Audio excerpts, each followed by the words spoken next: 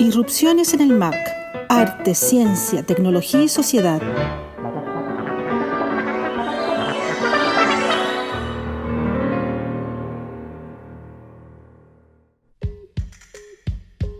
Hola, soy Alessandra Buroto, coordinadora de MediaMac Anilla del Museo de Arte Contemporáneo de la Universidad de Chile, y junto a Claudio Muñoz y Mónica Bate te damos la bienvenida a la 10ª edición de Irrupciones en el MAC. Esta tarde conversamos con dos emblemáticos artistas y gestores que, tras una larga trayectoria en las artes electrónicas y digitales, han decidido volcar sus esfuerzos, tanto creativos como existenciales, hacia lo que hemos llamado el retorno a la naturaleza. Se trata de la chilena Ito Aranda y del español Pedro Soler. Ito es una conocida artista electrónica, pintora de formación y una de las exponentes del net art nacional, y sin lugar a dudas una figura muy referencial de nuestra escena de arte y tecnología. En 2018 la investigadora Valeria Radrigán realizó una notable investigación sobre su trayectoria, ubicándola en aquella generación de artistas que participaron de la emergencia de nuevas prácticas artísticas a partir de la irrupción de Internet y las nuevas tecnologías. Esta pulsión fundacional de una escena por completo diferente a la de las artes visuales la comparte con Pedro Soler, artista y curador español, articulador de muchas iniciativas en torno al multimedia, el teatro y la cultura libre. Su huella ha quedado en la historia del Festival Sonar de Barcelona, del cual fue curador entre el 2000 y el 2006, y también como director del Centro de Investigación y Producción Hangar, entre muchas y muchas otras participaciones en exposiciones, espacios, eventos, etcétera, tanto en Canadá, México, Colombia, Ecuador y la misma España. Junto a otros artistas y gestores latinoamericanos, Ito y Pedro han dado impulso a la red de proyectos rurales ANT por arte, naturaleza y tecnología, y también en una hermosa alusión a la hormiga, ¿no? Aquel insecto pequeño que se las arregla en comunidad para sortear las dificultades. Bueno, ahí en esta red están convergiendo importantes y muy interesantes proyectos que son un nuevo tipo de accionamiento, un nuevo tipo de espacio de producción artística en intercambio con científicos que vienen de las ciencias naturales y también de las ciencias sociales y humanas. Así, también en este tipo de espacios convergen de manera muy protagónica los saberes locales, los saberes ancestrales y también la educación popular. De alguna manera, una recuperación de lo que fue esta corriente, este movimiento social de los 60 y 70 en América Latina, que hoy es puesto en este cruce entre arte, ciencia y tecnología en espacios rurales, principalmente con gran influencia de la permacultura. Para nosotros es un agrado tener a Ito y Pedro esta tarde con nosotros, porque su arco de experiencia vital es tan vasto, tienen puntos en contacto a pesar de haberse formado y haber emergido en contexto en países diferentes, se han encontrado muy naturalmente a lo largo de la vida y están iniciando junto a otros espacios este tipo de enlace, este tipo de red, este tipo de conexión. Me siento más un hongo que lanza sus esporas que como un artista que forme parte de una sola tribu, nos dice Pedro Soler en el programa de hoy. Con esta idea les damos la bienvenida entonces a la 10ª edición de Irrupciones en el MAC. Hola Ito, hola Pedro. Estamos en una nueva sesión de conversación de Irrupciones en el MAC. Estamos súper contentas de que estén acá. Muchas gracias por aceptar esta invitación. Quiero hacer la pregunta de rigor. ¿Desde dónde nos están televisitando? Ito, ¿dónde estás tú? Yo estoy en una localidad que se llama Pichi, cerca de Alhué, región metropolitana, pero bastante aislado y bien como montañoso, y en un lugar que se llama Raocaya. Súper. ¿Y tú, Pedro, de dónde nos visitas? Yo estoy en Upayacuhuasi, que está cerca de un pueblo que se llama Cayambe, en las montañas del Ecuador, en la parte norte del Ecuador, hacia la frontera con Colombia. Súper. Este es un capítulo bien particular en ese sentido, ¿no? Porque tanto Alessandra como ustedes dos están en lugares que no son urbanos, ¿no? Que es un asunto que es toda una decisión, poder salirse de las ciudades, que es desde donde ustedes tres vienen. Y nada, yo creo que eso va a ser parte también de esta conversación. Pero para comenzar yo quería preguntarles, como a manera de introducción, que ustedes nos contaran de cómo se iniciaron en el camino de trabajar y pensar, reflexionar acerca de las tecnologías en su cruce con el arte. Bueno, si hablamos de tecnologías, las tecnologías electrónicas, lo digital, desde más o menos qué año empezaron, cómo empezaron a interesarse en eso, como les decía, y en qué ámbito se movieron.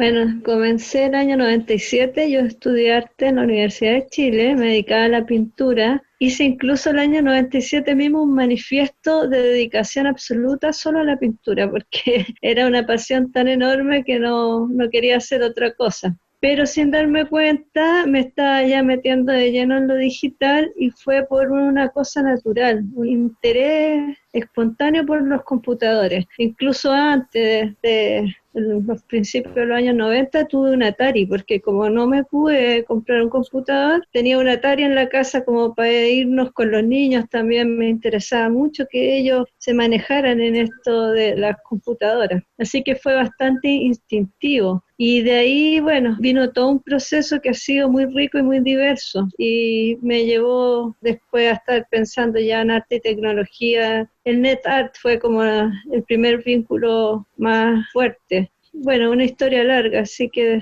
deseo a Pedro para que cuente los comienzos. Pues para mí, desde claro, es que de los 80 para mí, ¿no? Y me fascinaba la posibilidad de un mundo conectado. Me fascinaba la posibilidad de intercambiar información, de compartir información, de salir de las bibliotecas. Me fascinaba la posibilidad utópico de también de crear otros mundos. Me acuerdo de mi primer encuentro con la realidad virtual. Amigo de un amigo estaba desarrollando, ¿no? Me parece que esto hubiera sido finales de los 80. Entonces me puse en estas gafas y era como... ¡Wow! Las implicaciones de esto son muy fuertes, ¿no? O sea, este mundo imaginario. Y entonces, como claro, es como un ávido lector de la ciencia ficción. También siempre viendo estas otras realidades, ¿no? Que se van haciendo, ¿no? Las posibilidades de la conexión. Y luego en 97 yo también me fui a estudiar. En 97 hice un máster en artes digitales porque llega un punto con mi fascinación con todo esto. Llega un punto que tenía que hacerlo, ¿no? Que tenía ideas y necesitaba aprender a hacerlo. Entonces hice un curso en la Universidad Pompeu Fabra en Barcelona en 96, 97 por ahí. Y ahí, a partir de ahí también trabajando en esto, ¿no? Entonces fascinado por CD-ROM, con la mía máquina, con Enrique Delgales, hacemos 50-50. Uh-huh. Como con el tiempo, claro, esto por ahí empieza y claro, de este gran momento, finales 90, principios del 2000, ¿no? Cuando era probando tantas cosas en la interactividad, como dice la ITU, ¿no? El gran momento del NetArt. Y contextualizando, tú estabas en Europa en ese tiempo, o sea, eso, desde Barcelona. ¿Y antes cuando viste la realidad virtual? En este momento vivía en Francia. Okay. Y Toya, en tu caso, uno podría decirse que nunca abandonaste la pintura, es como que tomaste la pintura y la llevaste a otras posibilidades. Claro, ese fue como mi gesto de rebeldía máxima, porque me dejó, como yo le llamo ahora, en terreno baldío, porque no era la súper artista digital que manejaba todos los programas, igual los manejaba, pero no me especialicé en ninguno y nunca solté la pintura. Entonces para los pintores era muy adelantada y para los artistas digitales era un poco convencional, pero logré lo que a mí me interesaba como artista, que fue mi propio lenguaje, algo que fuera yo, como ser humano que va canalizando cosas y mostrándola a través de la visualidad. Y bueno, con esto de los nuevos medios ya no solo visualidad, es sonido, es red, es integración de otras personas, y todo eso se fue sumando y fui creando esta como historia atípica. Costó, pero ahora que ya pasé los 50, me siento bien feliz de haber tomado esas decisiones. Quería preguntarte, Ito, también un poco para continuar lo que estás relatando. Bueno, tú vienes de la escuela de, bueno, no sé si se llamaba Bellas Artes, tú no, todavía no, pero de las Encinas, ¿no? De la Universidad de Chile, que sí, es una escuela sí, bien, es una academia, ¿no? Como de la universidad. Entonces, ahí de alguna manera tú te saliste del esquema de cómo te forman en esa escuela, ¿no? Claro, ¿Y ese salirse vino dentro de la universidad o vino después? Eso yo no lo tengo tan claro.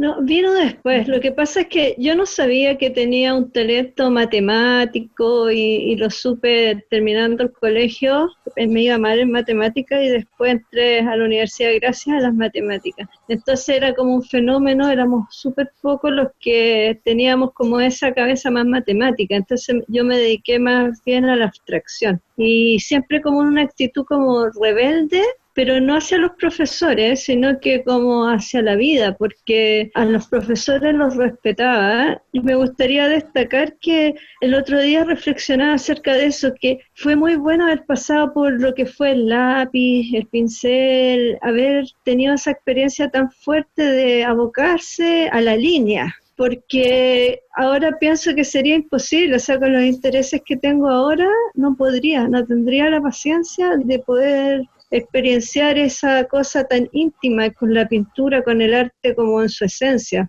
Claro. Yo creo que si estudiara arte ahora estaría como ready made. No podría tener ese tiempo, porque cambia algo en la personalidad, esto de la inmediatez. Totalmente, sí. Y Pedro, tú, bueno, eres una persona que es bastante conocida por ser un también curador, investigador, performer, y algo contaste, fuiste con 50-50 y otras iniciativas institucionales también. Fuiste bastante relevante en formar de alguna manera una escena o formar parte de la escena que se estaba gestando en Europa, particularmente en Barcelona. ¿Cómo la recuerdas desde hoy, con los años que han pasado, con tu ubicación hoy día, con tu ubicación física, geográfica, psíquica, con toda ya la historia en el cuerpo? ¿Cómo señalarías que significó esa etapa? Wow. O sea, para empezar, es una etapa muy, muy excitante, ¿no? Muy apasionante, donde realmente había la emergencia de nuevos lenguajes, donde realmente muchas cosas que habíamos soñado se estaban haciendo realidad, porque era también un periodo como de levantamientos, ¿no? Entonces, en contra de la guerra de Irak, varios como momentos fuertes también de movilizaciones en las calles. O sea, estábamos ahí después de Seattle, había como los encuentros de World Bank, se organizó mucho todo esto, y había esta emergencia de una estética, o sea, algo que no se había visto nunca, ¿no? O sea, los cuadros reactivos de John Maida, ¿no? Fue como un golpe, o los gasbooks, o sea, la producción underground digital en este periodo fue realmente magnífico, ¿no? Muy, muy excitante. Entonces fue un momento muy bueno en o sea, muy precario también, ¿no? Y creo que fue realmente un laboratorio en lo cual se probó muchísimas cosas que luego, claro, se iría como comercializando y expandiendo, ¿no? El salto para mí al tiempo real fue absolutamente definitivo, ¿no? O sea, lo que estamos ahora viviendo ahora con nuestros Zooms y todo ahí empezó a gestar, ¿no? Toda esta posibilidad de una conectividad y un control artístico alrededor de esta conectividad también, ¿no? Y en relación ahora, pues como esto es como un poco toda la conversa, ¿no? O sea, es claro, como muchos de mis contemporáneos, muchos de nosotros hecho un giro hacia el mundo natural, ¿no? Uh-huh. O sea, creo que fuimos muy urbanos, muy electrónicos, muy abstractos de alguna manera, ¿no? Aunque con buenas intenciones, ¿no? Y con el deseo de desearle bien a la naturaleza, pero sin mayor implicación de alguna manera, ¿no? Uh-huh. Me acuerdo como obras como de Somera, ¿no? Cristina Somera, donde estas reglas bacterianas, ¿no? Como estas obras biológicas que hacían, que eran fascinantes, pero todas seguían muy en lo digital, ¿no? Entonces creo que muchos de nosotros hemos hecho este movimiento hacia la naturaleza, este extraordinario obra de alguna manera, ¿no? O espacio, materialidad que se ha constituido en este planeta, en esta zona crítica. Mm. Y lo que es fascinante, claro, es como, y creo que en el neoruralismo, lo que logramos de alguna manera combinar estas ramas, ¿no? Esta tendencia hacia la abstracción, la conexión online, el acceso al conocimiento con lo corporal, con la presencia en el territorio y con una otra manera de pensar la subsistencia y el elemento, ¿no? Pedro, ¿y tú crees que esto de volcar la atención hacia la naturaleza o hacia el medio ambiente, hacia lo no procesado, por llamarlo de alguna manera, se repite en quienes trabajan con electrónica Pues yo tengo como alguna idea de eso, pero me gustaría conocer tu opinión y de Ito también, porque veo que es un patrón que se repite, ¿no? De las personas que trabajan con lo digital, con la electrónica desde el ámbito artístico, pasa que en algún minuto empiezan a reflexionar cuestiones de corte bastante filosófico, existencialista incluso. Me gustaría saber qué piensan ustedes de eso, qué puede estar pasando ahí. Mira, lo que a mí me pasaba con esto de internet, que en ese sentido me pasó parecido a Pedro, aquí en Chile nos demoramos más en llegar a las tecnologías por una cosa material, pero en realidad yo haciendo memoria, el año 90 fue la primera vez que estuve ahí con un computador al frente y ya eso me abrió la cabeza un Paint, o sea, solamente el hecho de poder deshacer,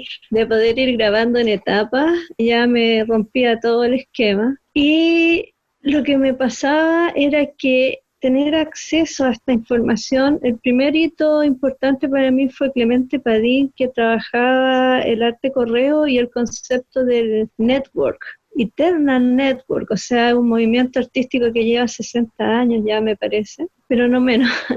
Y eso de encontrarte con tanta información, y no sé si los artistas somos los sensores, yo he llegado a la conclusión de eso, somos como los sensores en la humanidad, estamos sintiendo y de repente percibiendo las cosas un poco anticipados. Entonces leer toda la información me hacía darme cuenta que existía todo lo que era la manipulación genética, la robótica, bueno, las implicancias de internet, como que las vi al instante, tal cual le pasó a Pedro. Entonces eso me hizo darme cuenta y transmitirle a la gente que estaba cerca de que había un futuro que era totalmente desconocido, que se estaba hablando de que los seres humanos en algún momento podían vivir 1000 años, cosas totalmente como de ciencia ficción. Y por otro lado, el trabajo en red también me pareció fundamental, como que eso fue lo que estaba más cercano como para poder desarrollar uno como artista.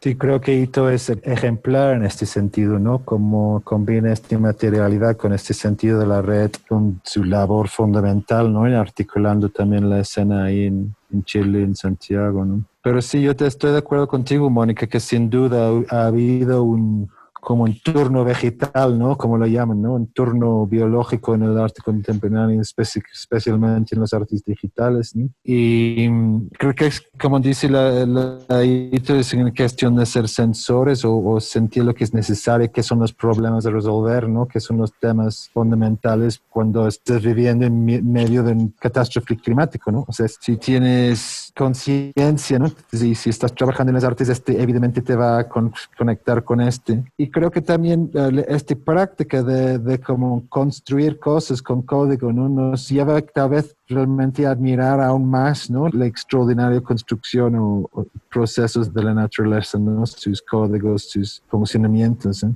Entonces había como lo bromeamos hace unos años, ¿no? Como sería como 2011, 12, 13, por ahí, los hackers jardineros, ¿no? Que era como todo el mundo de repente estaba con su jardín y todo eso, ¿no? Y ha sido siempre un sueño, ¿no? De la vanguardia, ¿no? Como desde Fourier hasta ahora, ¿no? Del trabajo físico, el alimento con las redes, ¿no? Como dijo Hakim Bey, ¿no? Siempre decía cuando estaban preguntándole sobre las redes, la importancia de las redes, diría, ¿y dónde están mis papas? Y creo que tal vez estamos contestando un poco, respondiendo un poco también a esta pregunta-provocación, ¿no? Claro. Bueno, en algunas ediciones anteriores de Irrupciones hemos compartido y le hemos preguntado también a nuestros entrevistados si se sienten representados con esta especie de identidad de tribu nómade, de tribu diáspora. Y lo digo porque hay se siente quienes están involucrados en este campo cumpliendo distintas pulsiones, funciones, una muy clara diferencia con los artistas visuales en general, de otros campos, digamos. Hay algo que viene dado por un movimiento cultural que no necesariamente se corresponde con la producción de las artes visuales en general. O sea, las artes visuales tienen que ver con un momento histórico, sociopolítico y sociocultural. Pero quiero decir algo del campo de las artes con tecnología, electrónicas digitales, incluso el reconocimiento y la puesta en valor de otras tecnologías para generar mixturas, pareciera que viene más bien de una conciencia de necesidad del otro, es decir, hay una pulsión hacia lo colectivo, lo colaborativo, pero también hay algo de subcultura, ¿no? Hay algo de movimiento social que va en otras redes, en esas redes que son ya más producto de los procesos socioculturales, sociopolíticos de ciertas comunidades. Cuando tú recuerdas esos años 90 y en general el NetArt, uno podría fácilmente identificar hitos sociopolíticos, las crisis de las democracias, las pseudo-democracias iniciales, el encuentro de distintas sociedades que post procesos dictatoriales. Hay una serie de elementos que hacen más cercano este campo a las genealogías de las contraculturas, ¿no? Tal vez por ahí viene este rasgo como de tribu en diáspora. No sé si ustedes lo perciben así o creen que viene de otro lado. Sí, Creo que tienen más experiencia ahí como de trabajar en tribu. O sea, esta es una palabra muy peligrosa de usar, ¿no? Tribu. O sea, sí que se usan, ¿no? Los tribus urbanos, todo eso. Pero nunca he reivindicado a pertenecer a una tribu. Nunca he sido suficiente, aunque seguramente he pertenecido a muchas tribus, pero no he sido tribal en este sentido. Me considero como alguien más como cerca al hongo, ¿no? Como más sporal, ¿no? Algo así. Y me siento como sistémico, ¿no? Como el sistema, o sea, el sistema te llama a hacer algunas cosas, ¿no? Entonces, evidentemente lo que ha sido como uno de los sueños y fascinaciones, ¿no? del mundo virtual ha sido esta posibilidad del mente grupal, ¿no? Esta posibilidad de pensar juntos, ¿no? De compartir juntos, de tener un fondo en común de conocimiento, de tener la capacidad de hablar con cualquier otra persona en cualquier otra parte del mundo instantáneamente, ¿no? Es alucinante, ¿no? Sí, es alucinante eso, lo que estamos viviendo en este sentido, ¿no? Pero claro, y nos hace más conciencia de todas las formas de redes y conexiones, ¿no? Que también existen y más allá en el mundo natural, ¿no? O sea, todas las capacidades de las plantas, hongos, animales, todo este intricado red en lo cual habitamos. Entonces, tiene un punto como muy como utópico en este sentido. Claro, luego está la materialidad de eso, ¿no? O sea, ¿qué civilización produce los materiales para mantener este tipo de milagro tecnológico?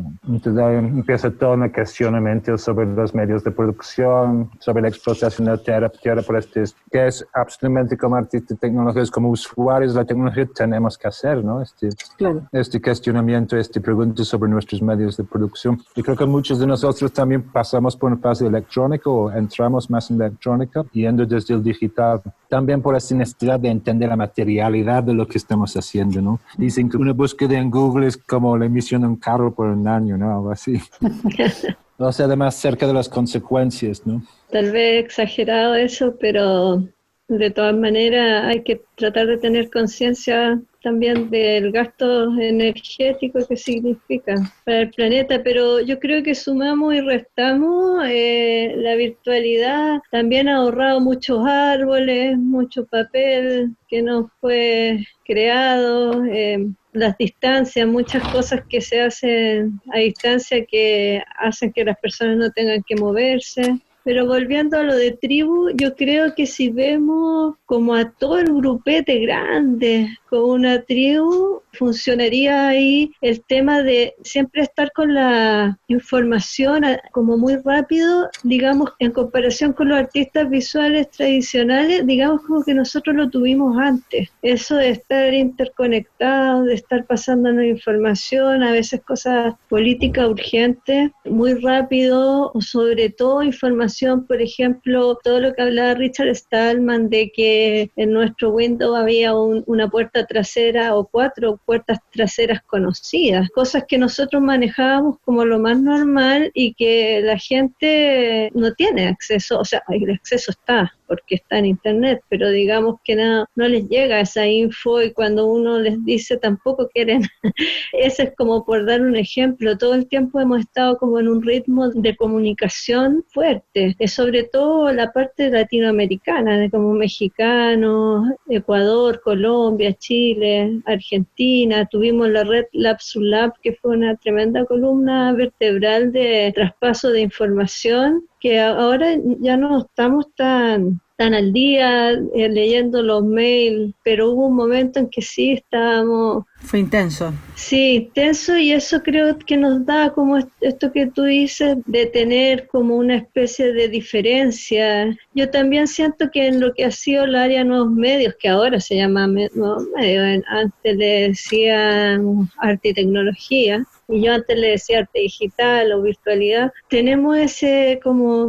Yo sentía la marginalidad, yo sentía que éramos, a pesar de que hiciéramos grandes cosas o tremendas, hasta el día de hoy en realidad, porque yo me fijo, por ejemplo, en el YouTube del área, de gente que está haciendo estas cosas, los me gusta y los seguidores son menos. Y a mí me impacta a veces que un pintor, voy a poner un ejemplo que a lo mejor no debería, pero mi hijo es pintor, es una persona que se mueva mucho en tratar de ser famoso, ni estar en galerías, ni mucho menos, y publica una pintura o un mural en Facebook o Instagram, y los me gusta y los comentarios son una cuestión increíble. En cambio, de repente uno hace un trabajo súper serio, estuvo 1 año y medio ahí, tiene toda esta tremenda red de artistas que están ahí aportándote siempre, qué sé yo, pero sube la noticia y no sé, yo creo que ya por una cosa de no darle tanto poder al Facebook o qué sé yo,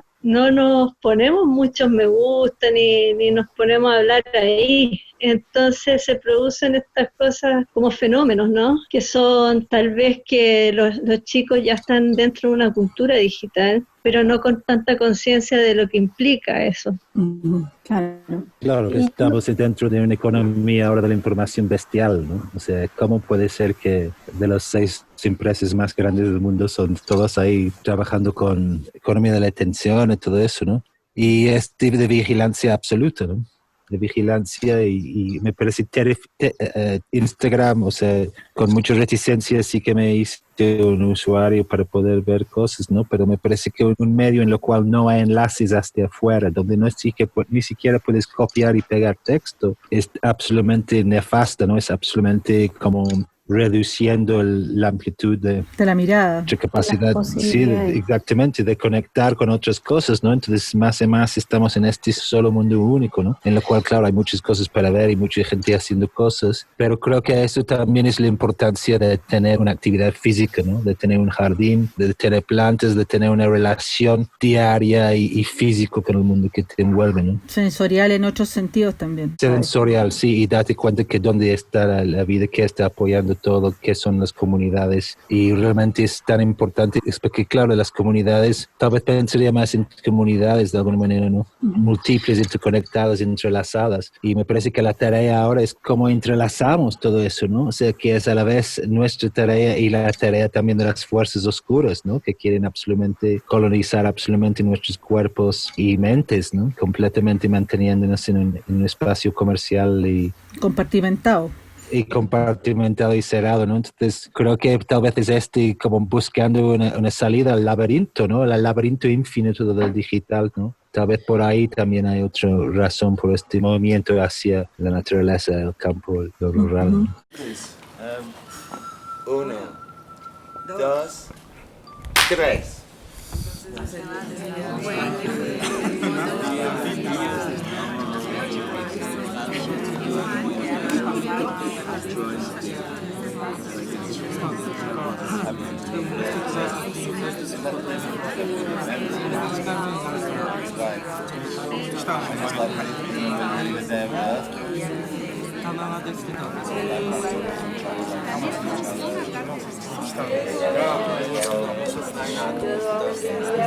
Konnichiwa. うまく設置が終わったなと思って安心してました。でも次の日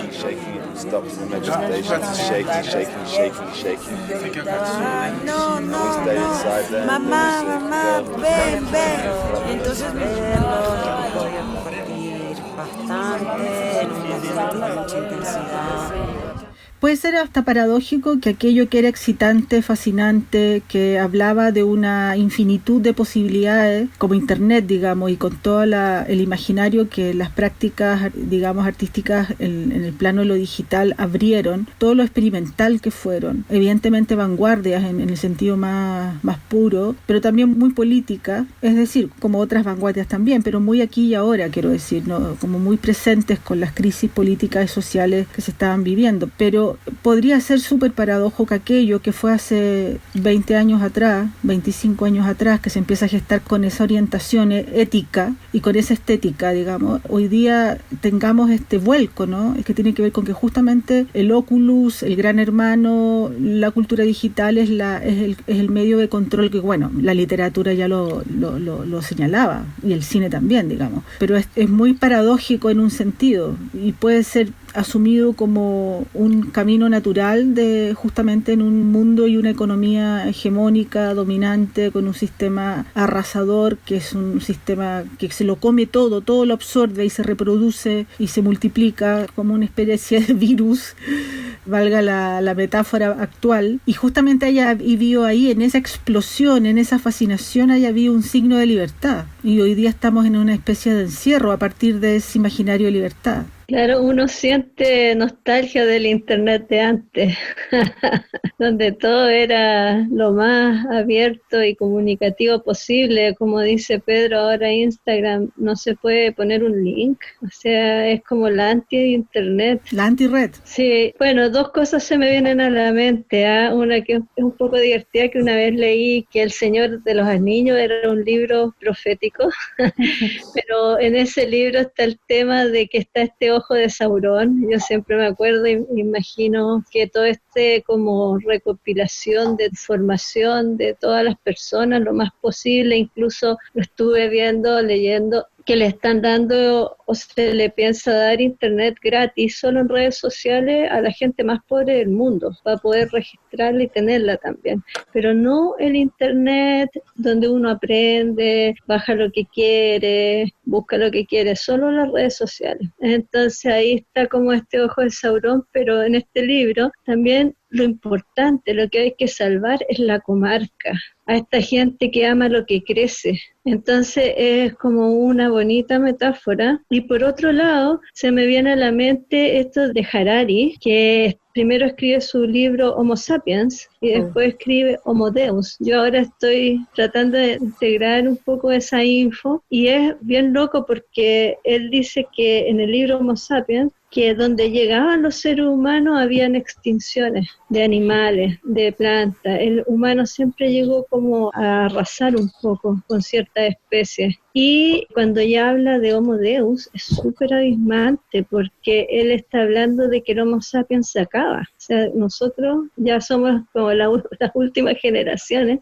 para el emerger de este Homo Deus que va a ser alguien que se pueda planificar genéticamente. Bueno, él dice que hay tantos aspectos, y bueno, nosotros también lo sabemos, de estos desarrollos tecnológicos, que debería haber una conversación ciudadana, debate. No se puede dejar que siga pasando lo que está pasando ahora, en que simplemente las cosas se hacen. O sea, ahora está toda esta polémica del 5G. ¿A quién le preguntaron si queremos 5G? O sea, no hace daño, dicen algunos, pero es que tampoco está comprobado que no. Sin embargo, vamos a tener una radiación, una vigilancia, viene el Internet de las cosas, etcétera, etcétera. Como yo me siento como al borde del abismo, siento que como ser humano no tengo el poder de hacer algo como para aportar en todo esto. Entonces, ¿qué es lo que hacemos? Varios, porque aquí después les podemos comentar que creamos una pequeña red de proyectos rurales de arte y naturaleza y tecnología, que después abarcan ciencia y sociedad, que es un nombre súper rimbombante, pero no es la idea, el título, sino que realmente es como que abarca todos estos temas. Y como red, yo creo que estamos como retrotrayéndonos a un espacio, volviendo como a meter las manos en la tierra, a empezar a ver todo lo que son los árboles. Bueno, lo que está muy apasionado Pedro y yo también es el tema de los micelios, que son esta conexión de la naturaleza bajo tierra, como el internet de la naturaleza. De hecho, ahora mi proyecto que empecé el año pasado en Viena, que se llama Natural Network System, que ahora lo voy a hacer continuar, pero en español, el sistema natural de redes, es como un poco meterse en eso, y como yo creo que una necesidad de volver a las raíces, también un fuerte interés por los pueblos indígenas que los están destrozando. Entonces yo creo que nuestra sensación, o por lo menos la mía aquí con Omar, que estamos en el proyecto, es como una especie de shock emocional, porque por un lado muchas cosas fantásticas, maravillosas, y por otro lado ver cómo se nos viene un futuro extrañísimo encima. Yo creo que jamás la humanidad había vivido algo así, y bueno, y con esto el coronavirus lo está empezando a sentir el resto de las personas también. Qué bueno que hablaste de esos proyectos, porque justamente quería preguntarles acerca de ejemplos puntuales, ¿no? Que nos describieran ejemplos puntuales de estos colectivos que han ido armando o habitando, cómo funcionan, cómo se gestan. Bueno, ya nos han dado algunas pistas acerca de que se pueden interrelacionar a través de las redes, pero yo sé que también se reúnen físicamente de vez en cuando, ¿no? Entonces me gustaría un poco una cuestión como más descriptiva de cuáles son esos proyectos, o alguno de ellos puede ser también. Pues presentamos esta selección, digamos, ¿no? Mini red. ¿Fue 2017 o 2018? ¿Y tú? 2017. 2017. Junio, por ahí. Junio, exacto. julio 2017. Por estos momentos. De hecho, el festival acaba de tener lugar en el Festival de la Imagen en Manizales, y fue un momento muy extraordinario porque también eran los 50 años de ISEA, ¿no? Y habían combinado estos dos eventos, y por la primera vez que ISEA también estuvo en Latinoamérica, ¿no? Exacto. Entonces era un momento realmente muy, muy interesante. No solo esto, sino habían OFF también que organizaban los de Bergen, ¿no? Los de Pixel. Entonces hubo como un espacio de OFF, y fue realmente un muy, muy poderoso evento. Muchas gracias a todos los que montaron este Agape, ¿no? Y ahí presentamos pues nuestra visión de la mano de varias personas. Estaba yo, estaba el Gabriel de Colombia. ¿Cómo se llama Gabriel? Es Minca Lab. Gabriel Vanegas, Minca Lab. Y le estaba también la del Salvatorium, ¿no? Estaba la Vanessa, ¿cierto? Sí, Vanessa Koch fue invitada, pero tenía otro proyecto, pero siempre nos comunicamos, es muy participativa para hacer videoconferencias. Sí. Salvatorium está en plena selva, súper aislada, trabajando directamente con indígenas. Gabriel Vanega, otro hito porque fue a Europa, estudió todo lo de las artes mediales. Él es muy interesante, de hecho, perdón, te interrumpo un poquito solo para apuntar. No, dale. Que con el Camilo Cantor montaron la primera revista de arte digital en Colombia, ¿no? Que se llama Newton, ¿no? Si quieren, ¿no? Sí. Entonces es muy interesante porque Gabriel es un buen ejemplo de esta transformación, ¿no? Del arte digital hacia un arte relacionado con la tierra y los espacios, y como dice Leite, las culturas indígenas. A mí me gustaría también llamar la atención aquí sobre la importancia de la ficción especulativa, ¿no? Y sobre la ciencia ficción y de pensar otros futuros, ¿no? Uh-huh. Porque creo que lo que nos porta también es imaginarios, ¿cierto? Los imaginarios que estamos explorando. Y vivimos en tiempos realmente de esto, cuando tantas cosas pueden pasar, es como dice Laito, estos días extraños, ¿no? Esta época extraña, este futuro extraño. Y necesitamos, creo, relatos, ¿no? Necesitamos relatos para inventarnos, ¿no? Para pensarnos hacia este futuro. Y creo que estos tipos de proyectos y estos artistas, yo que sé, la Tabitha Rezaire, ¿no? Que es alguien que me gusta mucho en este momento, son cómo estamos con nuestras herramientas imaginando otros mundos, ¿no? Cómo estamos escribiendo otros relatos en escritura a través de todos los medios, ¿no? Y en la misma vida. Y creo que ese es una necesidad y un delicia en este momento, ¿no? La posibilidad de pensar juntos con otros seres. Y estaba pensando en otro asunto, que es, pensando en esta idea como del sistema impuesto que tenemos, también pienso que hay algo ahí de que necesitamos incomodarnos de alguna manera para poder volver atrás. ¿Por qué digo esto? Pensando en esta acción que toman ustedes de irse a espacios rurales, no todo el mundo está dispuesto a hacer eso, porque en el fondo de alguna manera tienen que abandonar ciertas cosas de la urbanidad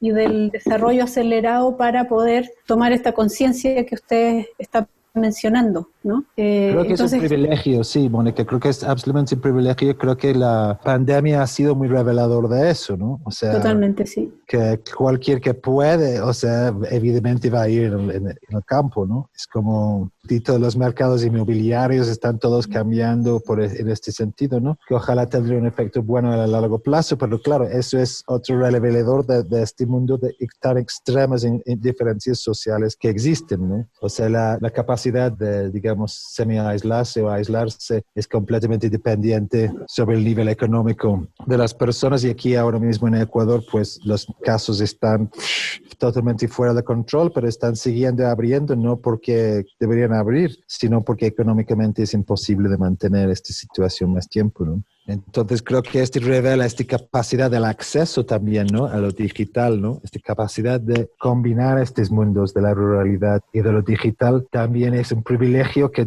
se necesita ampliar, ¿no? Se necesita ampliar, digamos, más formación en este sentido, más acceso a hacer tus propios servidores, más implicación de las personas y más acceso, ¿no? El Internet claramente tiene que ser un bien común. Es que es como, ¿cómo no? Es que, ¿qué es este de un Internet comercial? Es que no tienen ni pies ni cabezas. Están poniendo escuelas, pero el Internet sigue siendo del siglo pasado. Cuestión del bien común, ¿no? Y la naturaleza con bien común, pero también de este mundo digital común es donde veo realmente una frontera de lucha súper importante, ¿no? Súper fundamental. Yo estaba pensando en lo que comentaba Ito hace unos momentos a propósito de esta política de segregar, ¿no? De segregar el Internet, que es de lo que estamos hablando, y cómo se está implementando políticas económicas y que muy pronto van a ser políticas gubernamentales, probablemente en algunos países, de direccionar segmentadamente el Internet para determinado consumo. Y eso es brutal, ¿no? Es decir, sería la anti-Internet, porque efectivamente una herramienta, y vuelvo a esta contradicción, es decir, el problema no es la tecnología, podríamos decir, sino el uso de la tecnología. Yo tengo algunas dudas con eso, pero evidentemente el uso determina cuáles son los resultados, pero segregar, o sea, ya tenemos una sociedad tremendamente controlada, segregada, tenemos unas diferencias y unas brechas, digamos, en felicidad, en calidad de vida, en realización, en alimento, en acceso a los saberes. La capacidad que se puede tener de hacer contracorriente de eso, cuando tenemos una matriz global, planetaria, que si bien se resquebraja y muestra, como ahora, por primera vez, creo yo, de manera planetaria, esta zona negra que compartimos, es muy difícil desde la labor de las comunidades artísticas, por decirlo así, hacer una contrafuerza. Entonces me pregunto, ¿dónde está la fuerza? Porque la contrafuerza se hace, ¿no? O sea, hay unos proyectos políticos, hay unas maneras de hacer, pero hay una pugna, hay un conflicto que está lejos de resolverse como esperamos. Finalmente las fuerzas oscuras, como dices tú, Pedro, o la metáfora del Señor de los Anillos es bastante horrorosa. Entonces es como si estuviéramos hablando de abstracciones cuando en realidad estamos hablando de cuestiones muy concretas y muy cotidianas que tiene que ver con la integración y la felicidad de las personas. Me acuerdo de la famosa pirámide de las necesidades humanas, ¿se acuerdan ustedes? Que primero la alimentación, después, qué sé yo, el resguardo del cuerpo, después la reproducción, y yo creo que no, o sea, la necesidad básica hoy día es la integración, que no se nos descalabre, no se nos termine por destruir el sentido de ser parte de un sistema que es más allá de lo humano, digamos, pero incluso lo humano está en crisis, vamos a ser encasillados de manera atroz, es un nuevo esclavismo inimaginable, da un pánico atroz, creo que hay un rasgo de ferocidad. Estoy totalmente de acuerdo, Alessandra, es un momento feroz, y es una feroz guerra contra la naturaleza y contra la vida misma, ¿no? Y yo siento mucho que es lo que estamos tratando es de crear refugios, ¿no? Muy en la línea de la Fuente Donna Haraway, ¿no? La cuestión que somos muchos seres en este planeta que no tenemos refugio, ¿no? Y me parece que en esta tenemos un trabajo de refugio tanto al nivel de los pequeños terrenos, espacios a los cuales podemos tener acceso, como a la diversidad cultural y humana, ¿no? Y esta cuestión de la diversidad es como lo más, me parece que este es como la lucha de día a día en contra de estas fuerzas oscuras, que esta apreciación y alimentación de la diversidad, ¿no? Esta multiplicidad es donde podemos hacer nuestra pequeña resistencia, nuestro pequeño refugio dentro de un contexto macro que es, claro, fuera de nuestro alcance, ¿no? Bueno, cuando nosotros creamos Raocaya, nosotros estábamos buscando un terreno, ojalá 2 hectáreas, siempre pensando en que en algún momento íbamos a tener que refugiar muchas personas. Al final, por una cosa de la vida, por el mismo dinero nos compramos un cerro, porque acá estamos pasando un estero, entonces como era todo tan inhóspito y no había nada, y qué sé yo, lo único que había era un pozo de agua, terminamos comprando un pedazo de 36 hectáreas. Claro que de las 36 yo creo que 2 son habitables o 3, no sé, pero siempre como una cosa intuitiva, no muy elaborada intelectualmente, pero que sí conversábamos mucho con Omar, era tener un lugar donde cuando quede la embarrada se pueda venir a vivir la gente que uno ama, no sé, al final puede terminar llegando a vivir cualquier persona que lo necesite, pero teníamos esa visión antes de que pasara esto. Entonces, por ejemplo, cuando hablamos de guerra, bueno, Richard Stallman es un ejemplo de un personaje que ha estado en batalla permanente por años y años tratando de remecer las conciencias en cuanto a la seguridad digital, a la libertad en Internet, es por dar un ejemplo. O sea, esta batalla lleva tiempo y yo la noto en todos los aspectos, desde la semilla, bueno, esta feroz asesinato, crimen contra los pueblos indígenas que ya sobrepasan las leyes, la democracia, y claro, ahora se nota porque estamos en un punto en que las democracias están empezando a tambalear de nuevo en Latinoamérica, y incluso se ve peligrar algo por allá por Europa, las democracias más sólidas, más solidarias, entre comillas, del planeta están ahí también bajo presión. O sea, así como para resumirlo, yo veo que el capitalismo, que podría haber sido bueno, el sistema no es una cosa para mí abominable, pero en la etapa, no sé, de Abraham Lincoln, y después fue como avanzando los presidentes que quisieron hacer democracia más sociales en Estados Unidos fueron asesinados, y los que han ido como en aumento desde Reagan, bueno, Nixon, pero ya Bush era un escándalo. Después viene, no sé, Obama, que parece más suave, pero por debajo es como lo mismo. Y ahora Trump, que abiertamente un tipo habla las cosas como son, por eso todo el mundo se espanta, pero en realidad no está haciendo tanta diferencia, sino que solamente dice lo que hace Bolsonaro. O sea, estamos en un momento en que esto ya se ve, se expone. Y yo creo que por eso el espanto ya no es solo de algunos que nos juntamos a conversar estas cosas y hacemos estas mesas, como la que hicimos en LabSULab, o bueno, lo que hicimos en ICEA y el Festival de la Imagen, de hablar de los temas rurales. Voy a alargar un poquito ahí, pero nos pasó que cuando llegamos a ICEA nos dieron para nuestra presentación el teatro principal, o sea, le dieron mucha importancia a nuestra presentación. Sin embargo, las participantes de ICEA están en una cosa muy académica, como persiguiendo a lo, entre comillas, importante del área, y tuvimos un público bastante moderado, entonces está bien. No hay problema. Lo que sí me gustaría comentar es que después yo le decía al grupo y a los otros artistas amigos, ustedes no se dan cuenta de lo que es realmente importante en este momento, porque no sé si de una manera espontánea, nunca nos pusimos de acuerdo ni con Gabriel, ni con Pedro, ni con Vanessa, yo ni siquiera conocía a Vanessa, de hacer estos proyectos. Fue como una necesidad. Entonces pienso que si nosotros como sensores, como yo les estoy llamando ahora, seres que estamos un poquito como abiertos energéticamente, no sé, sentimos esta necesidad, yo creo que va a empezar a pasar y está pasando ya con el resto de la población. Y una cosita más que quería destacar, que Caterina Clem es la pareja de Gabriel Banega y hace Minca Lab con él, porque a veces como Gabriel es nuestro amigo, se nos olvida mencionar a ella, que es tan importante como Gabriel Gabriel. Y con Pedro está Daniela Moreno Ray, con Vanessa, no tengo el nombre de su pareja, pero me parece que se llama Pablo. Y hay otro proyecto súper importante en Ecuador que se llama Pujinostro, de Tania Navarrete, que es un proyecto anterior al nuestro. Tiene muchos años de trabajo ella y haciendo cosas en comunidad y trabajando para los artistas y haciendo también festivales de música. Entonces, como para retomar un poco eso de que fuimos descubriendo esta red, también fueron de Plato Edro, estuvo Luciana Fiesman y después se hizo un encuentro en Medellín, solo que yo no pude ir porque me fui al Mango Jam, que era lo que organizaba Vanessa, que en ese momento estaba en Bolivia. Bueno, un poco, y también destacar a Nuvem, que era en Brasil, y a Rachel Rosalén, que hizo Rural Escape. O sea, ellos como que han desaparecido. Se acabó Nuvem, que fue muy importante en su momento, trabajó con el Media Lab Prado, que le financiaba encuentros. Se acabaron de pronto en Brasil como los fondos, los dineros como para esto, entonces como que se cayeron un poco, y eso también nos puede despertar otro tema, que es depender de los fondos, porque por ejemplo Gabriel con Catarina, o Daniela Moreno con Pedro, Omar conmigo, no hemos dependido de fondos para esto, por eso ha sido difícil, pero como dice Pedro, un privilegio a la vez. Y fíjate que profesionalmente uno a esta altura ya no se sacrifica.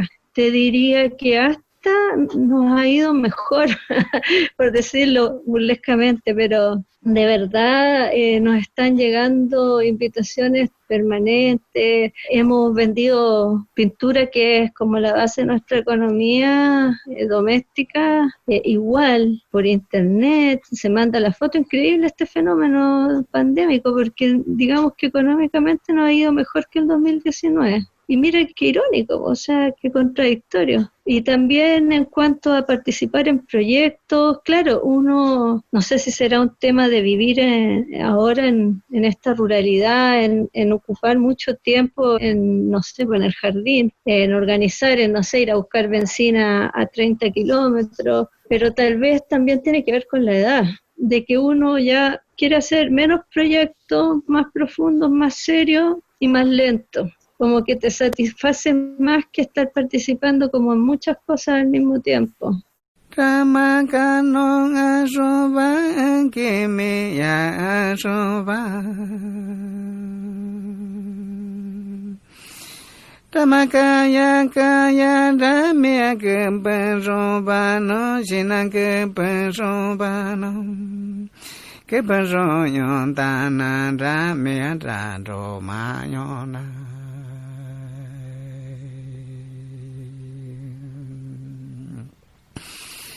Dadoma kinkaya da, dadoma kinkaya da.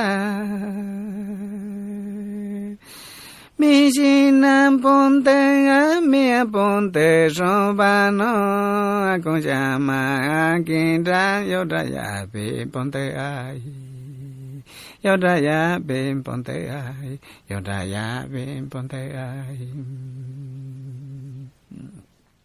Quería hacerles una última pregunta por mi parte, que tiene que ver con este tipo de iniciativas, pero en otros continentes. ¿Cómo ven ustedes que, no sé, por ejemplo, cómo ayuda el tema del idioma en Latinoamérica para que se formen estas redes? ¿Qué han visto que pasa en Asia o en Europa o en África, en otros continentes, y si están conectados con otras redes de este tipo? Creo que hay proyectos evidentemente muy interesantes, especialmente pues en Indonesia hay LifePatch, ¿no? Y en África, o sea, lo que hay una red extraordinaria que es Arts Collaboratory, ¿no? Que es una ONG holandés que apoya a proyectos independientes culturales del sur, ¿no? Y les pone en relación. Entonces ellos trabajan con unos 25, 30 proyectos en África, en Asia, en América Latina, y les entrelazan, les relacionan. Ellos son más como proyectos suburbanos, diría yo, ¿no? Son más proyectos que están en este como cruce, más como huertos urbanos, pero digamos que me parece que eso es un eslabón súper importante también, ¿no? Entre la ruralidad, la ciudad, sino como ruralizar la ciudad, digamos, ¿no? Como Y me parece estas iniciativas son absolutamente fundamentales. Entonces, lo que yo más conozco, digamos, a nivel internacional es más estos proyectos de casas culturales independientes que están con un enfoque ecológico y de género, pero tienden a ser más en áreas más urbanos, ¿no? Y eso me hace preguntarme por la otra cara de esto, ¿no? Porque tenemos, no sé, tenemos Ars Electrónica, tenemos las transmediales, tenemos las bienales de artes mediales o de artes digitales, tenemos una serie de otros formatos y festivales que siguen existiendo y que siguen teniendo características de feria, ¿no? Hay una cosa importante que se mantiene, que es como la idea del intercambio, pero parece tan lejano a estas otras nuevas iniciativas, como que estas iniciativas no tienen lugar en ese tipo de formatos, porque de alguna manera también están medios capturados, ¿no? Pero me pregunto cuál será el rol de estos espacios tradicionales, digamos, que fueron tan relevantes para este campo, sobre todo en Europa, y que América Latina ha ido como de alguna manera copiando ciertas experiencias de ese tipo, pero hay una impronta regional, local, de saber local que la hace muy, muy diferente. Entonces me pregunto por la vigencia y cuál es el sentido de que existan ese tipo de instancias que de alguna manera mantienen esa capa comercial o esa capa de la novedad, esa capa como de la excitación por las tecnologías. Y sin embargo estamos en otros procesos de búsqueda donde el tiempo, donde los proyectos más profundos, donde menos es más, donde toda esa red que está, infrarred que está bajo la tierra parece ser más importante. Hay otra noción de tiempo. Ahí pareciera que en el mismo, comillas, campo, si es que se pudiera decir así, hay muy fuertes contradicciones también. Sí, bueno, totalmente. Aquí donde vivo en Alhué, todo gira en torno al alcalde, a la minera, y hay verdaderas batallas, pero es como triste también, a veces me pone triste, porque de pronto logran a dividir a la gente como que se defina, si es pro alcalde, aquí se llama Roberto, entonces, ¿eres robertista o no? Entonces como caer en lo mismo y bueno, uno aporta lo que puede, pero tampoco puede mucho estar diciendo. Mira, un ejemplo, le dieron muchas gracias al alcalde por un grupo WhatsApp por traer durante 7 meses conseguir agua de la agroindustria para alimentación del agua del pueblo. Entonces, de pronto, muchas gracias al alcalde. Entonces, pues yo le digo mal, mira, le dan gracias al alcalde por conseguir agua de la agroindustria, la que les robó toda el agua, porque hicieron unos pozos tan profundos que consumieron las napas subterráneas. Entonces, bueno, aquí la zona de conflicto es porque este lugar es un lugar de conservación y de turismo reconocido porque hubo gestión de personas para que ello fuera así, y a la vez está la minera, que paga muy bien, entonces los pocos que son de aquí que trabajan en la minera, la defienden con garra. Entonces tú vienes a estos pequeños mundos, se los cuento por eso a modo de ejemplo, y las batallas son igual de feroces que los macro. Y en cuanto a lo que tú decías de Ars Electrónica y todo, nosotros estuvimos con Pedro en Ars Electrónica, con el proyecto Mycelium, y bueno, yo fui invitada a conversar un rato, ahí nos encontramos con Mónica, que estaba con sus cristales. Yo creo que nos invitan, y como nos pasó con ISEA, estamos, pero todavía de manera muy marginal. O sea, este grupo en el que estábamos, que era súper, súper interesante, para mí mucho más interesante que lo que vi en las exposiciones, excepto los chilenos, por supuesto, que estaban maravillosos. Era como un outsider, pero dentro. Yo creo que en esa etapa estamos y bueno, cada vez va a entrar más el tema simplemente por necesidad, porque es tan urgente y es tan devastador lo que está pasando que ya no queda otra nomás. Pero se puede volver mainstream también y adelgazar. Por supuesto que nos va siempre como gran hermano, la primera vez que uso esa palabra, pero este ser que dirige las cosas, este ente, siempre termina absorbiendo todo, o sea, el filósofo más importante, el científico más brillante. Y bueno, a mí lo que nunca me ha gustado del arte, y me encanta decirlo, es esta cosa piramidal, como el más importante, el primero, el gran. Y creo que algo de esperanza vamos a tener el día que empecemos a hablar en horizontal. Cuando se caiga el mito del genio. Claro, porque, por ejemplo, aquí en Chile existe la PECH, que es la Asociación de Pintores y Escultores de Chile, y abren a todas las puertas, sin distinción. Y a veces son mal vistos por los artistas más inteligentes, más académicos, qué sé yo, estudiosos, no sé. Y yo estoy en un grupo de WhatsApp con ellos y son brillantes, son inteligentes, son talentosos. Tal vez sus propuestas no son tan novedosas, son más convencionales, no todas, pero no por eso menos valiosas, o sea, tienen su propia sinergia y es algo absolutamente respetable, valorable. Y no sé, no entiendo esa discriminación tan feroz que se da a veces en los ambientes artísticos. Es como todo lo contrario a lo que los artistas en realidad quisiéramos. No sé si ustedes comparten eso. Yo creo que evidentemente la pandemia, en respuesta a tu comentario, Alessandro, cambia mucho cómo las instituciones culturales tienen que pensarse, ¿no? Y me parece que también hay una cuestión en paralelo con esto de la decolonialización, de un cuestionamiento de los cánones, de recentrar los relatos, ¿no?, del arte y de lo que nos contamos. Y me gustaría como plantear que el margen es el nuevo centro, ¿no?, que realmente hay una descentralización, que ha sido sin duda acelerada por esta pandemia, ¿no?, y por los procesos de distanciamiento que esto ha implicado, ¿no? Entonces, si combinamos con los que tenemos tecnológicamente en este momento, creo que las instituciones culturales van a tener que realmente cambiar sus enfoques, y algo que siempre hemos llamado desde los márgenes, ¿no?, orgullosamente desde los márgenes, ha sido precisamente por la diversidad y por una complejificación de las cosas, ¿no?, para una distribución más amplia de recursos, ¿no?, para descentralización, y tal vez paradójicamente este es el momento en el cual podría estar pasando algo así, ¿no? Y para comentar del Aito, que comenta que de este sentir como outsider por dentro, creo que todos finalmente sentamos ¿no? O sea, creo que todos estamos como in y out, ¿no?, a la vez. Y en términos prácticos, evidentemente es muy complejo para todos los artistas y todos los trabajadores culturales, y es que es como bien complejo. Tenemos como repensamos nuestras maneras de actuar, sobre todo lo que dependemos sobre lo presencial, sobre los festivales, los encuentros, las ferias, todo esto, ¿no? Hay un repensar para hacer ahí, ¿no?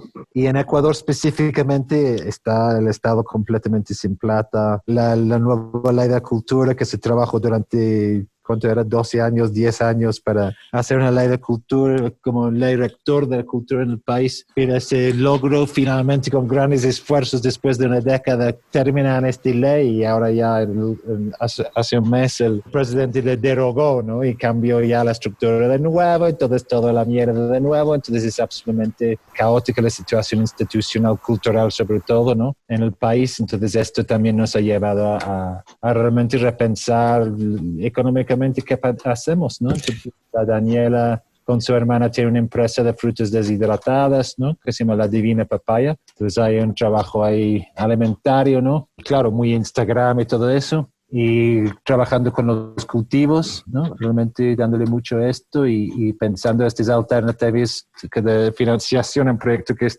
llevamos haciendo el año pasado en Ibarra, que se llama Domingueando, ¿no?, que fueron unos encuentros donde celebramos una productora de fermentados locales, ¿no?, donde una reivindicación de los productos locales de emborracharse, ¿no?, o sea, de compartir, de la autonomía en términos de juntarnos, de conversar, de tomar, que también lleva una reflexión sobre cómo financiamos la cultura, ¿no? Entonces la cultura básicamente se financia con consumo, ¿no? O sea, algo de entradas, pero la gran mayoría de centros independientes se financian a través de los productos. Entonces, si empezamos a pensar estas cadenas, ¿no?, de valor en términos de producción local, en términos de cómo generamos nuestra plata, creo que esa es una tarea que tenemos delante, ¿no?, que también puede ser muy optimista en la manera que permite penetrar más dentro del tejido de la sociedad misma, ¿no? Pero sí que es sin duda un desafío, ¿no?, para cómo pensamos nuestros oficios.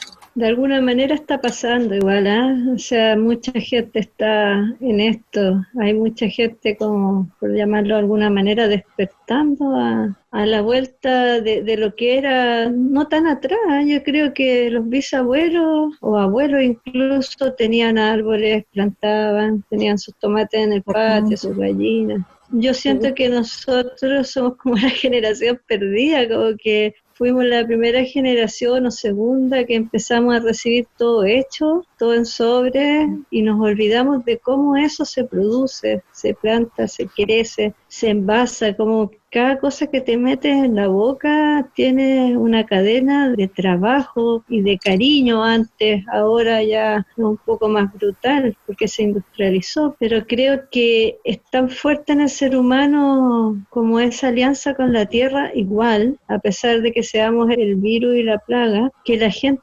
intuitivamente está atinando y se producen estos procesos que menciona Pedro, que también considero fundamentales, que es la huerta urbana, que los niños sepan que la zanahoria viene de la tierra y no nace de una bolsa, porque hay un documental donde muestran eso, que el niño dice, bueno, yo pensé que las zanahorias venían de las bolsas. O sea, a ese punto llegamos, y yo creo que hay un despertar, es como masivo, cuando uno empieza a trabajar en esto. Yo tengo en Facebook más comunidades ecológicas de las que puedo seguir.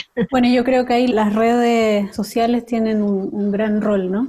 Bueno, tenemos que ir cerrando. Sin duda que es una conversación que da para mucho y que nos deja pensando también bastantes cosas. Y nada, quería agradecerles infinitamente su presencia en estas irrupciones, que es la número 10. Así que nada, muchas gracias y espero nos veamos pronto. Gracias a ustedes por darnos este espacio, poder conversar con Pedro. Un gusto, Pedro. Un gusto con todos ustedes. Muchísimas gracias por la invitación. Qué hermosa manera de pasar la tarde, la verdad. Sí, gracias a ti. Gracias a Claudio Muñoz, que ha estado y estará en la postproducción. Ahí está. Y bueno, sigamos en contacto sabiendo de cómo camina esta red. Estamos muy ávidos de seguirle la pista porque es un desafío que nos cuesta imaginar, efectivamente, y es tan fundamental. Es decir, ahí ustedes están abriendo son cabeza y playa, son la nueva vanguardia en un sentido, ¿no? Y es muy lindo que lo sean cuando han dado esta vuelta a la vida, ¿no? Me encantó ese entusiasmo, esa memoria emotiva, afectiva de Pedro cuando se retrotrae a esos años de jovenzuelo y hoy día en el giro en el que está, ¿no? Y todo eso ha formado parte de estos saberes, de tu persona, de la comunidad en la que estás hoy día inserto, de lo que se ha ido legando, ¿no? A través de la vida. Esa conciencia del arco vital es un privilegio también. Hay que tener tiempo para eso. Lo que nos están robando es el tiempo, que es vivir intensamente. Es un excelente resumen de la conversación. Gracias por eso, Alessandra. Gracias a ti, Pedro. Gracias, Hito. Y hasta una próxima. Gracias a ustedes, chicas, y a Claudio. Abrazos. Fue un placer. Irrupciones es producido por la Unidad Media Mac Anilla del Museo de Arte Contemporáneo de la Universidad de Chile. Conducen Mónica Bate y Alessandra Buroto. Sonido, Claudio Muñoz.